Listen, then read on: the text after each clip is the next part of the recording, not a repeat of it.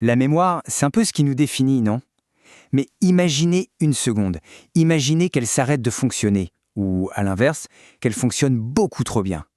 C'est justement en explorant les cas les plus extrêmes de la mémoire humaine, de l'oubli total au souvenir parfait, qu'on va essayer de percer les secrets de notre propre esprit. Alors ces questions, ce n'est pas de la science-fiction, hein. L'un de ces scénarios, ça enferme quelqu'un dans un présent qui n'en finit jamais.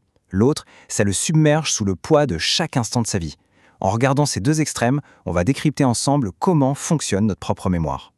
Bon, pour commencer, il faut bien comprendre un truc. La mémoire, ce n'est pas juste un gros disque dur. Prenons la mémoire à long terme. Elle est en fait divisée en plusieurs systèmes bien distincts. D'un côté, on a la mémoire implicite, c'est celle des gestes, des habitudes, comme faire du vélo, on n'y pense pas. Et de l'autre, on a la mémoire explicite, qu'on appelle aussi déclarative, et là, ce sont nos souvenirs conscients. C'est sur celle-là qu'on va se concentrer. Alors, la mémoire déclarative, c'est notre capacité à nous rappeler consciemment d'une information. Elle aussi, elle se divise en deux. D'abord, la mémoire sémantique, c'est notre savoir sur le monde. Par exemple, savoir que Paris est la capitale de la France. Et puis, il y a la mémoire épisodique, et ça, c'est le film de notre vie, nos souvenirs personnels. C'est cette mémoire-là qui est vraiment au cœur des deux cas extraordinaires qu'on va voir tout de suite.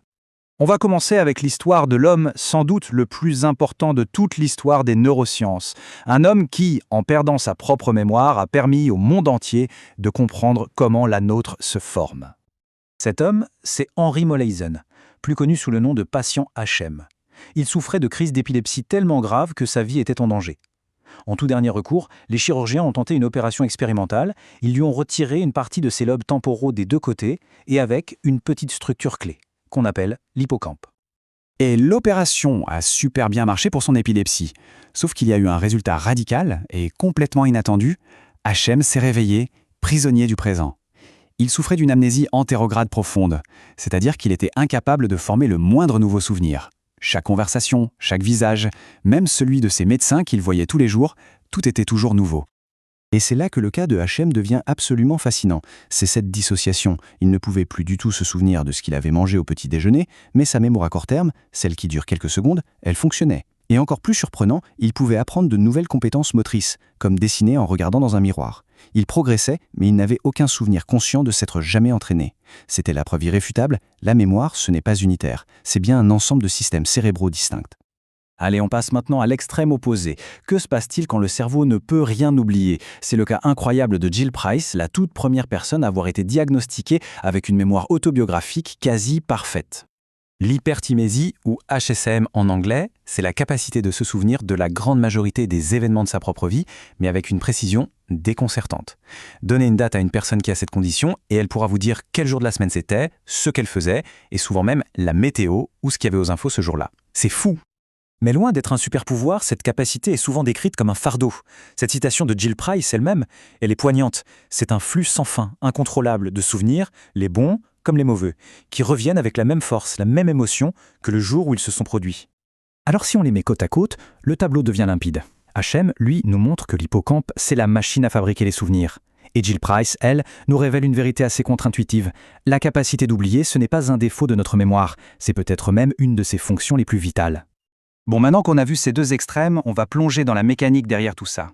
Comment le cerveau fait-il pour graver un souvenir? En fait, tout commence au niveau microscopique.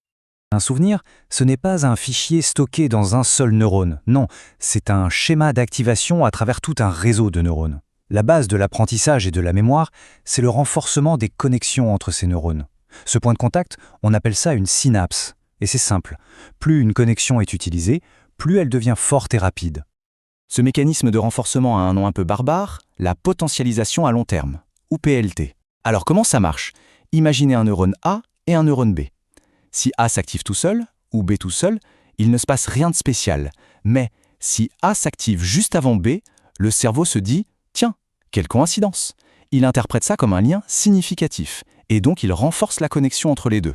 La règle est simple, les neurones qui s'activent ensemble se lient ensemble.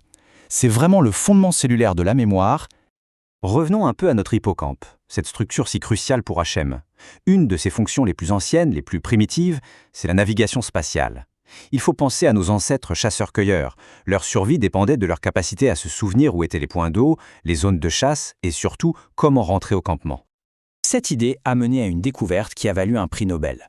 On a un véritable GPS interne dans notre cerveau. En observant le cerveau de rat, des scientifiques ont trouvé des neurones ultra spécialisés. Certains, les cellules de lieu, s'activaient uniquement à un endroit précis. D'autres, les cellules de direction, seulement quand l'animal regardait, disons, vers le nord. Et les plus folles, les cellules de grille, qui créent une sorte de carte mentale de l'environnement. Un vrai système de coordonnées dans le cerveau. Et voilà le point crucial. L'hypothèse fascinante, c'est que notre cerveau a recyclé ce vieux système de navigation spatiale pour une toute nouvelle fonction, naviguer dans le temps, dans nos souvenirs. Le où et le quand de nos souvenirs personnels seraient cartographiés par le même système neuronal que celui qui nous permet de nous situer dans une pièce. Notre passé, c'est comme un paysage que notre hippocampe nous aide à explorer. Bon, maintenant qu'on a toutes ces connaissances sur comment la mémoire fonctionne, on peut aborder des stratégies concrètes pour l'améliorer. Des techniques qui ne sont pas basées sur des mythes, mais bien sur la science. Prenez cette expérience, elle est géniale pour démystifier l'idée d'une bonne mémoire. Des grands maîtres d'échecs peuvent mémoriser un échiquier en quelques secondes. Mais regardez ce qui se passe si les pièces sont placées n'importe comment. Leur performance s'effondre et ils redeviennent comme des débutants. La leçon, leur secret, ce n'est pas une mémoire photographique, c'est leur capacité à organiser les pièces en blocs qui ont du sens. Alors, comment on peut appliquer ça? Eh bien, voici 4 stratégies qui ont fait leurs preuves. D'abord, la répétition. C'est la base, ça renforce les connexions synaptiques. Ensuite, l'organisation. Comme nos joueurs d'échecs, on transforme une longue liste en quelques catégories logiques. Troisièmement, une technique super ancienne mais redoutable, le palais de la mémoire. Ça consiste à associer des informations à des lieux qu'on connaît bien. Et enfin, l'imagerie mentale. Plus une image est forte, bizarre, surprenante, mieux le cerveau s'en souvient. Pour finir, revenons à Jill Price et Hachem. Ils nous montrent que la mémoire, c'est avant tout un équilibre délicat. Avoir une mémoire parfaite, ça peut être une malédiction. L'incapacité d'oublier une prison. L'oubli, en fait, nous permet de pardonner, de généraliser, de penser de manière abstraite et tout simplement d'avancer. Alors la prochaine fois qu'un trou de mémoire survient, ne le voyez pas comme un défaut, mais peut-être juste comme le signe que le cerveau fait exactement ce qu'il est censé faire, trier, filtrer et ne garder que ce qui compte vraiment.